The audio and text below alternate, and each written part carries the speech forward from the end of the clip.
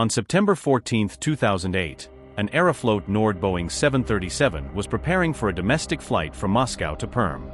Aeroflot-Nord was a local airline, and as the name suggests, it was a subsidiary of Aeroflot, Russia's flagship carrier.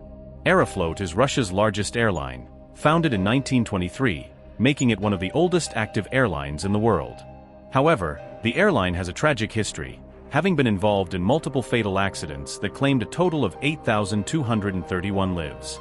After the Soviet Union collapsed, Aeroflot quickly rebuilt its reputation. The airline modernized its fleet with new aircraft and assembled a team of highly experienced pilots with clean records, restoring its status and credibility. There were 82 passengers and 6 crew members on board. The captain, 34-year-old Rodion Medvedev, had 3,689 flight hours, with 1,190 of those on a Boeing. The first officer, 43-year-old Rustam Aliberdin, had 8,713 flight hours, but only 219 of them were on a Boeing. Flight 821 took off from Moscow around 1 a.m.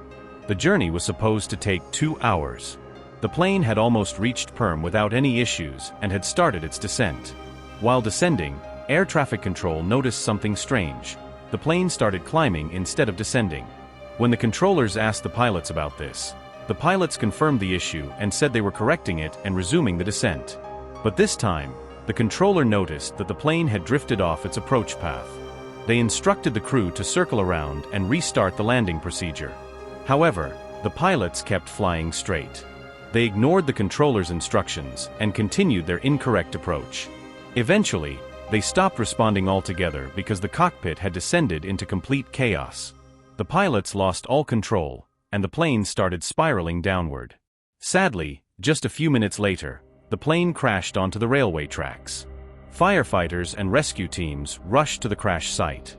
They worked through the night to extinguish the fire, and when morning came, the full scale of the disaster became clear. Almost nothing remained of the plane. Tragically, all 88 people on board lost their lives. Everyone wondered what caused this crash, but when the truth came out, it was truly shocking. American and Russian investigators immediately started working on the case.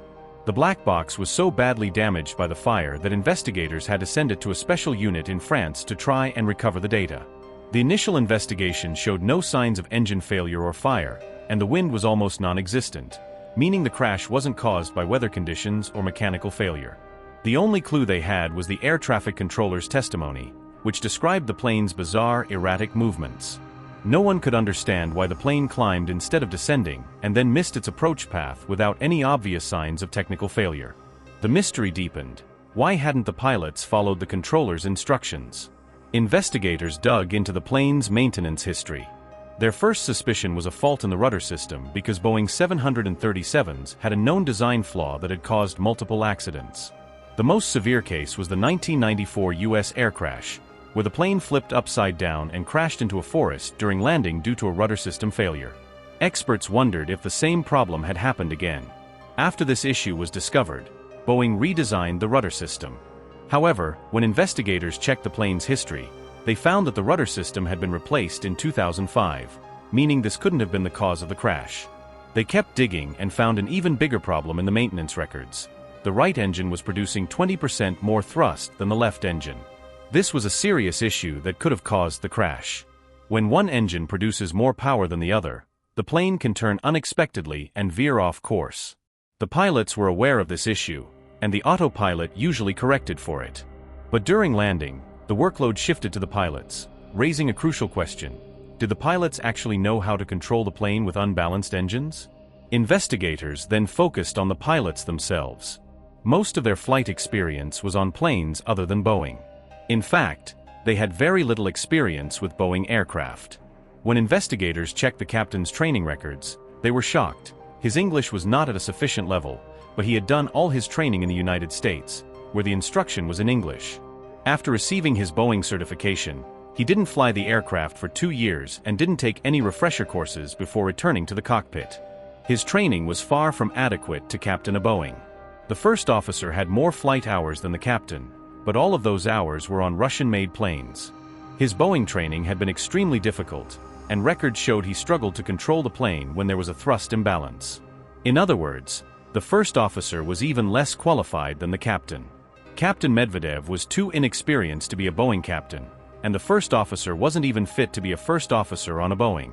Pairing these two pilots together had been a massive mistake. As all the evidence pointed toward pilot error, the recovered black box was finally ready to be analyzed, and it would reveal exactly what went wrong in the cockpit. One of the engines was indeed generating 20% more thrust than the other. But the auto-throttle system would usually handle this automatically, until it couldn't anymore and switched to manual control.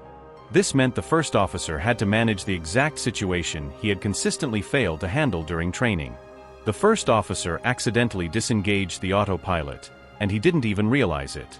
The truly shocking part was that while the plane started to roll, the pilots didn't take any corrective action for a full 25 seconds. This was unbelievable. The most disturbing revelations were found in the cockpit voice recorder. The first officer was asking the captain questions, but the captain only answered after the second question and ordered the first officer to handle everything on his own. They weren't working together as a team. When the plane started tilting to one side, the first officer asked the captain to take control. But the captain responded, "You continue." The plane was rolling, so they needed to correct the bank angle.